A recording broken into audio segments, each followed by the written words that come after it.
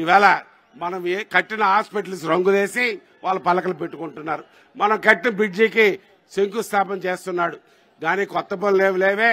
బొంతు ఎత్తిపోతల పథకం ఆవేళ మన రామ్మోహన్ నాయుడు, అచ్చెన్నాయుడు, రవికుమారు మేమందరం అన్నయ్య చంద్రబాబు నాయుడు గారు కోరితే ఏదైతే మా సారుకోట ఏరియా సర్వంగా సుందరంగా ఉంటుంది. ఒక పక్క కొండలు, ఒక పక్క తటాకాలు ఉండే సారుకోట మండలానికి కరువు కాటకాలతో పంటలు లేక రైతాంగం ఇబ్బంది పడిపోతున్నారు బాబు అని కోరితే 180 కోట్లతో బొంతిత్తిపోదల పథకం మంజూరు చేయడమే కాదు, ఫౌండేషన్ వేసి పనులు పరిగెట్టించి 64% పనులు పూర్తి చేస్తే ఈ గడిచిన 5 సంవత్సరాల్లో 2% కాదు 6% పనిచేయాలని దద్దమ్మ ఈ నియోజకవర్గ శాసనసభ్యుడు పనికిమాలిన ప్రభుత్వం ఈ వైసీపీ ప్రభుత్వం.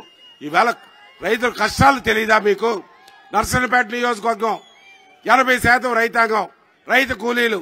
అటువంటి నర్సన్నపేటని ఈవేళ నువ్వు అన్ని విధాలుగా రైతాంగానికి ఇబ్బంది పెడుతున్నావు.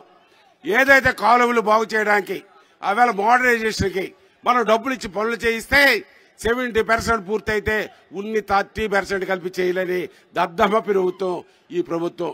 అలాగే మన లోకేష్ బాబు చేతుల మీదుగా మరి వారి జ్ఞాపకం ఉండి ఉంటుంది. శ్రీముఖలకు ఎత్తిపోతల పథకానికి, తాగునీటి పథకానికి 28 కోట్ల రూపాయలు ఇచ్చారు.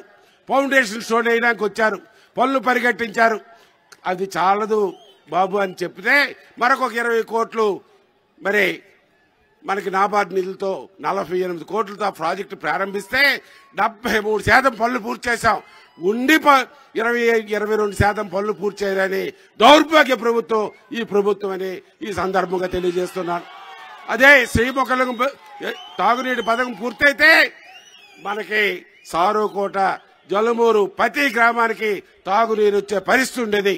చేతకాని ప్రభుత్వం, చేతకాని ప్రజాప్రతినిధులు ఇక్కడ ఉన్నారు. అలాగే తీసుకుంటే ఈవేళ దోపిడీలు, దౌర్జన్యాలు. మన ఎర్రన్నాయుడు చిల్డ్రన్ పార్కు సర్వాంగ సుందరంగా తీర్చిదిద్దడానికి నిధులు మంజూరు చేశాం. మన చంద్రబాబు నాయుడు గారు మంజూరు చేసి పనులు పూర్తి చేసిన పార్కుని ధ్వంసం చేసి మరి కబ్జా చేయడానికి చూసిన దుర్మార్గులు ఈ దేశంలో కాదు ఈ ప్రపంచంలో